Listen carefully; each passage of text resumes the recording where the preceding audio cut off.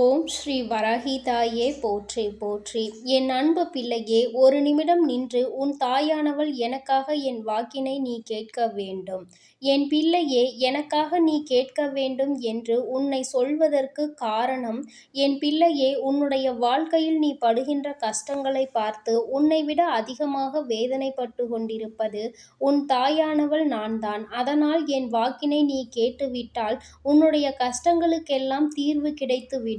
அதோடு இந்த தாயானவள் நானும் மகிழ்ச்சி அடைந்து விடுவேன் அல்லவா? அதனால்தான் அம்மா உன்னிடத்தில் சொல்கின்றேன், என் பிள்ளையே, உன்னுடைய வாழ்க்கையில் நான் எத்தனையோ முறை வந்து உன் முன்னால் நின்று உனக்கான நல்ல வாக்கினை தந்திருக்கின்றேன். சில முறை நீ என்னை தேடி வந்திருக்கின்றாய், சில முறை என்னை கண்டுகொள்ளாமல் நீ விட்டு சென்றிருக்கின்றாய். என் பிள்ளையே, இந்த முறை உன்னால் என்னை விட்டு விலக முடியாதபடி நான் உன் இல்லத்திற்கு வந்து அமர்ந்து விட்டேன். எப்படியும் இனி என் வாக்கினை நீ கேட்டுத்தானே ஆக வேண்டும். நம் தாயானவள் நம் வாழ்க்கையில் என்ன நடத்தி கொடுக்க போகிறாள் என்பதை நீ தெரிந்து கொண்டுதானே ஆக வேண்டும். அதனால்தான் அம்மா இன்று உன்னை தேடி உன் இல்லத்திற்கே வந்து விட்டேன். அது மட்டும் அல்லாமல் உன்னுடைய இல்லத்தில் எந்த இடத்தில் நான் இருக்கிறேன் என்பதையும் நான் உனக்கு சொல்ல போகின்றேன். யாருக்கும் தெரியாத இந்த ரகசியத்தை என் பிள்ளையே உனக்கு நான் சொல்கின்றேன். அதையும் நீ தெளிவாக கேட்டுக்கொண்டு உனக்குள் மட்டும் வைத்துக்கொள். வேறு யாரிடத்திலும் இதனை பகிர்ந்து கொள்ளாதே. என் தங்கமே, இப்பொழுதாவது உனக்கு சந்தோஷம் வருகின்றதா? தாயானவள் நம் இல்லத்திற்குள் ஆட்சி செய்து விட்டால் இனிமேல் நம் இல்லத்தில் எந்த கஷ்டங்களும் இருக்காது என்று என் பிள்ளையே உன்னிடம் நான் பலமுறை சொல்லி இருக்கின்றேன். நான் உன்னிடத்தில் சொல்கின்ற விஷயங்கள் அனைத்துமே உன் வாழ்க்கையில் நடக்கின்றது அல்லவா? எல்லா சூழ்நிலைகளையும் புரிந்து கொண்டு என் பிள்ளை நீ நல்லபடியாக கடந்து வரும் பொழுது எந்த விஷயமாக இருந்தாலும் அதை உன்னால் நிச்சயமாக அதிலிருந்து மீண்டு வர முடியும் என்பதனை என் பிள்ளையே நீ புரிந்து கொண்டிருப்பாய். அதைதான் இன்று உன் தாயானவள் உனக்கு சொல்வதற்காக வந்திருக்கின்றேன். உன்னால் முடியாத காரியம் என்று எதுவும் கிடையாது.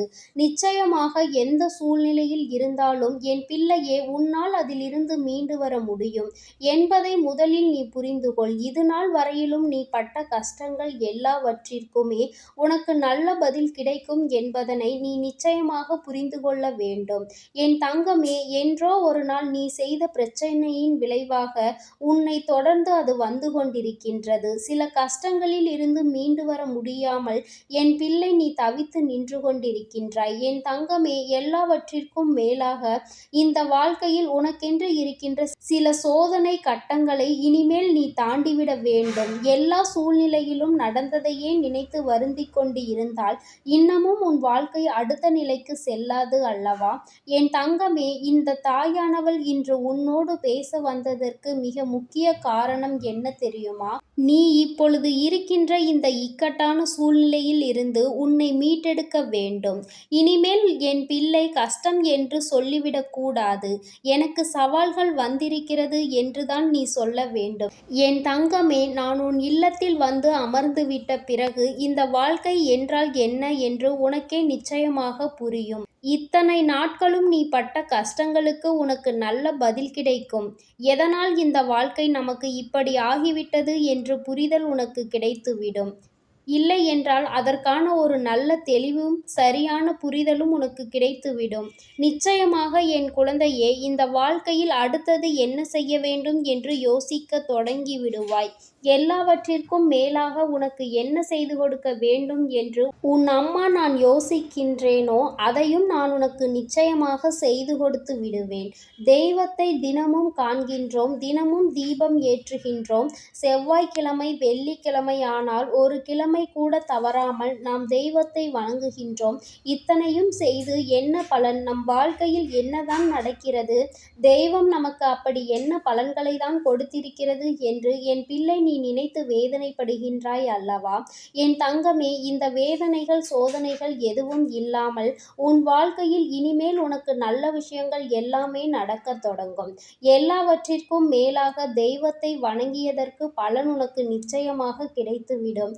என் குழந்தையே, நீ இதனால் எத்தனை எத்தனை கஷ்டங்களையெல்லாம் அனுபவித்தாய் என்பதற்கான புரிதல் உனக்கு கிடைத்துவிடும். உன் பக்கம் இருக்கின்ற தவறு என்ன என்பதை உன்னால் புரிந்து கொள்ள முடியும். எல்லாவற்றிற்கும் ஒரு தெளிவு கிடைத்துவிட்டால் போதும் அல்லவா? அதன் பிறகு இந்த வாழ்க்கையில் நடப்பதையெல்லாம் என் பிள்ளையால் நிச்சயமாக கடந்து வர முடியும். சிறப்பாக எதிர்கொள்ளவும் முடியும். என் தங்கமே, இந்த தாயானவள் உன்னுடைய வாழ்க்கையில் இருப்பதை முதலில் நீ உணர்ந்து கொண்டாய். ஆனால் அப்படி ஒரு உணர்வு உனக்கு வந்துவிட்டால் எந்த ஒரு சிறு பிரச்சனைக்கும் பெரிதளவில் மனதை நீ விட்டுவிட மாட்டாய். என்ன நடந்தாலும் அதிலிருந்து மீண்டு வர முடியும் என்ற நம்பிக்கை உனக்குள் வந்திருக்கும். இனிமேலாவது இதுபோன்ற தேவையில்லாத சிந்தனைகளை உனக்குள் வைத்திருக்காமல் எல்லாமே நம் தாயால் நமக்கு சரி செய்து கொடுக்கப்படும் என்பதனை நீ நம்பிவிடு. என் தங்கமே, நான் உன் இல்லத்திற்குள் அங்கே அமர்ந்திருக்கிறேன். நான் உன் இல்லத்தில் இருக்கின்ற அத்தனை நிகழ்வுகளையும் இங்கிருந்து பார்த்து கொண்டிருக்கின்றேன். நான் உன்னுடைய உணர்வுகளை புரிந்து கொண்டிருக்கின்றேன். என் தங்கமே, நீ நினைக்கலாம் அது எப்படி முடியும் என்று. என் பிள்ளையே, நான் இருக்கின்ற இடம் என்னுடைய பிள்ளையினுடைய மனது. என் குழந்தையின் மனதில் இந்த தாயானவள் சிம்மாசனம் போட்டு அமர்ந்திருக்கின்றேன். என் தங்கமே, என்னை அந்த இடத்தில் இருந்து இனிமேல் யாராலும் அசைத்துவிட முடியாது. உன்னுடைய அன்பினால் நான் அங்கே வந்து அமர்ந்து விட்டேன். என் தங்கமே, அதனால் இனிமேல் அம்மா அந்த இடத்தில் இருந்து இறங்குவாள் என்று ஒரு நாளும் நினைத்து விடாதே. இந்த தாயானவள் உனக்கு என்ன கொடுக்க வேண்டும் என்று நினைத்து வந்திருக்கின்றேனோ அதையெல்லாம் உன் வாழ்க்கையில் நான் சாதித்து காட்ட வேண்டும். என் பிள்ளையாக நீ செய்கின்ற முயற்சிகள் உனக்கு மிகப்பெரிய வெற்றியினை கொடுக்க வேண்டும். இந்த வெற்றியின் பலனாக என் பிள்ளை நிச்சயமாக இந்த வாழ்க்கையை நீ வாழ வேண்டும் என்று துடிக்க வேண்டும். என் தங்கமே, இந்த தாயானவள் நீ என்னை கண்டுவிட்ட பிறகு மனதிற்குள் மிகப்பெரிய தைரியத்தை கொண்டு வந்து கொடுத்து விட்டேன் அல்லவா? நம் தாயானவள் எப்பொழுதும் நம்மை கைவிட மாட்டாள்.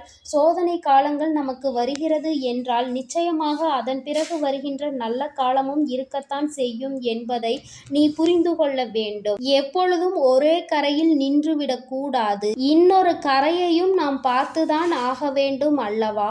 அதுபோலதான் கஷ்டம் என்ற கரையை இப்பொழுது பார்த்து கொண்டிருக்கின்ற நீ சந்தோஷம் என்கின்ற கரையை இனிமேல் பார்க்க வேண்டும். அதற்கு இப்பொழுது உன்னை நீ தயார்படுத்தி கொண்டிருக்கின்றாய். இந்த தாயானவள் நானும் உன்னோடு சேர்ந்து அதை பார்ப்பதற்கு தயாராகி கொண்டிருக்கின்றேன் அல்லவா? என் தங்கமே, சந்தோஷமான மனநிலையில் நான் உன்னை ஒவ்வொரு முறையும் காண விரும்புகின்றேன்.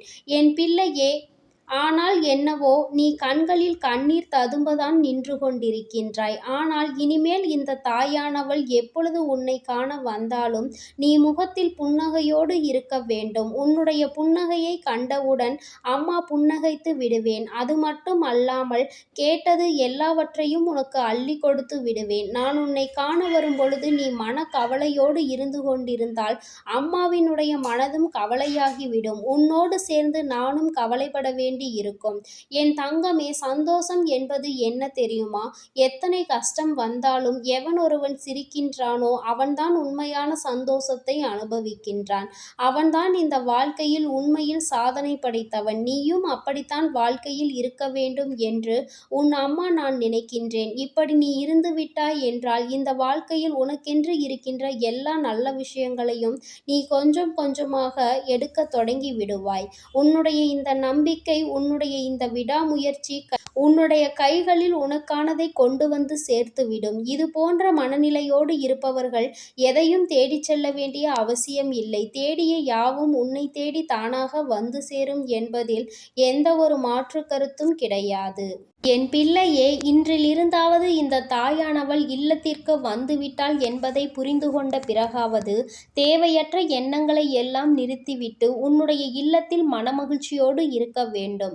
எல்லோருக்கும் இருக்கின்ற கஷ்டங்கள், மனக்கவலைகளை நான் அறிவேன். இருந்தாலும் அம்மா அங்கே இருப்பதனால் தேவையற்ற சண்டை சச்சரவுகள் எதுவும் அங்கே இருக்காது. இனிமேல் மனநிறைவான வாழ்க்கை எல்லோருக்கும் கிடைக்கும். எல்லோருக்கும் இருக்கின்ற மனக்குழப்பங்களை ஓரிடத்தில் அமர்ந்து பேசிவிட வேண்டும். இனிமேலும் நேரம் கடத்திவிடக் கூடாது. கிடைக்கின்ற நேரத்தை பொன்னான வாய்ப்பாக பயன்படுத்தி கொண்டு உன்னுடைய வாழ்க்கையில் பல தவறான விஷயங்களை சரி செய்து கொண்டு விட வேண்டும். மனதில் இருக்கின்ற எண்ணங்களை வெளிப்படையாக பேசினாலே பிரச்சனைகள் முடிந்துவிடும். என் அன்பு பிள்ளையே, இந்த தாயானவள் உன் இல்லத்தில் எப்பொழுதும் இருந்து கொண்டிருக்கின்றேன். இந்த விஷயத்தை தான் என் குழந்தையே உன்னிடம் இன்று சொல்வதற்காக நான் வந்திருக்கின்றேன்.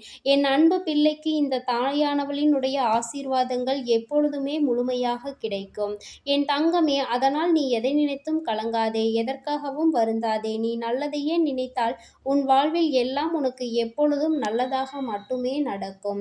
ஓம் ஸ்ரீ வராகி தாயே போற்றி போற்றி. ஓம் ஸ்ரீ வராகி தாயே போற்றி போற்றி. பஞ்சமியின் நாயகியே போற்றி போற்றி. சிம்ம வாகினியே போற்றி போற்றி.